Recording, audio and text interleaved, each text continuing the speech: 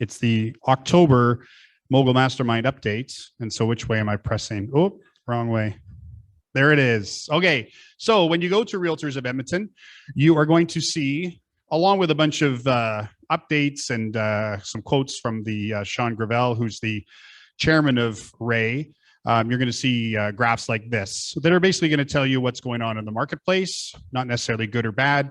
It just is what it is. Okay. So some of the bigger things to talk about: total sales decreased by 12% compared to August and nearly 16% from September last year. Not really a surprise that things are cooling off. Single family home sales were down nearly 22% from September of last year, 13% from August. Single family homes averaged $463,000, up 2% from last year, but down about 1% from August. And single family homes averaged 44 days on market. There were 37 days on market in August. Overall listings are averaging 48 days. Those are pretty consistent for what's happened over the last couple of months. And it's not advancing. There it is. So I'd like to put in the quotes from Paul Gravel. As we transition into the fall months, we've started to see an increase in the total number of homes available as people are looking to sell before the holidays. Although unit sales were down across all categories, average prices do remain steady for single family homes in the Edmonton region. There's a great thing that realtors have access to called the Home Price Index. This is the Home Price Index, basically over the course of the past 12 months, September 21 to September 22. Looks like a roller coaster ride, doesn't it? However, looks can be deceiving. If you look, the average single family home price in Edmonton last year was $417,000. This year it's actually up at $428,000. If you don't like how that curve looks, you might enjoy this one better.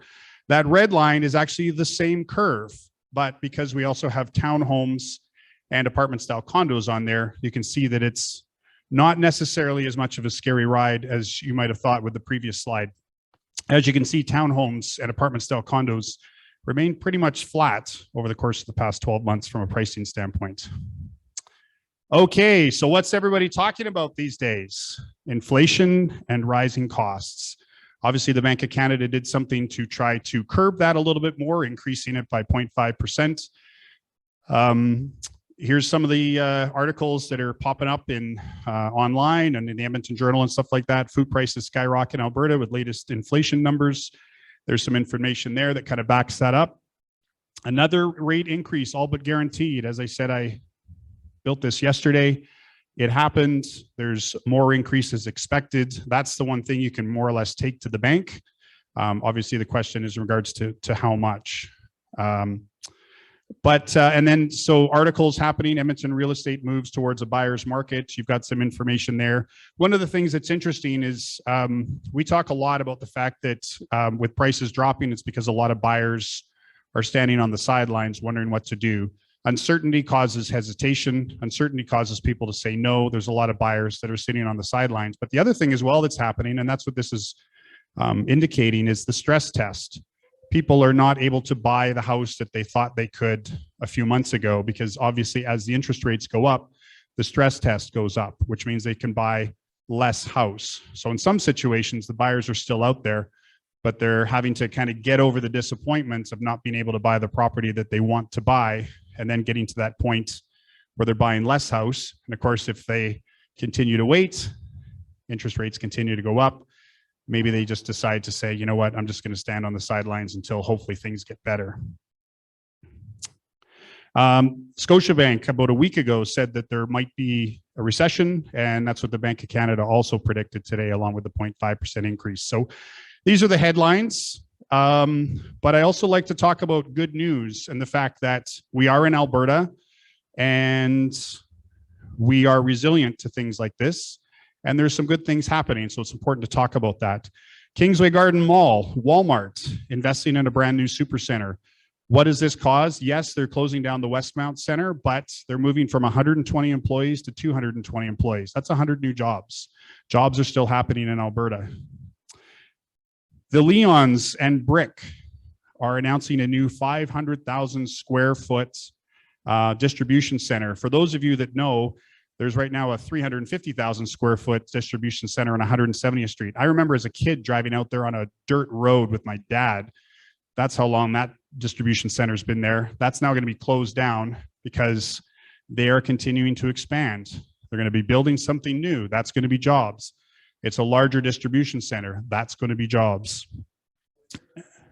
What's that? 1970. Oh, I'd say what I want to say, but we're broadcasting here. So anyways, and then the city of Edmonton is also investing in itself. They are doing the new 4-year capital budget, and there is a tremendous amount of money going into infrastructure, not only improving roads and stuff like that. A lot of that is in regards to the LRTs. Hopefully the Southeast one will finish being built. And for anybody that lives in the West End, you'll know that there's all sorts of headache in the West End because the LRT is driving there.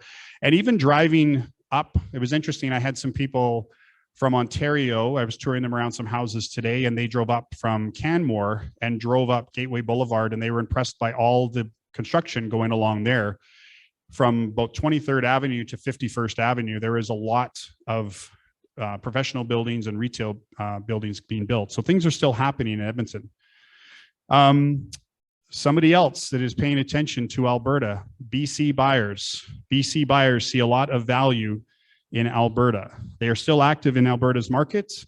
Why was I out touring people from Ontario today? So there are other people in the rest of the country that are looking at Alberta as a great place, a great place to invent.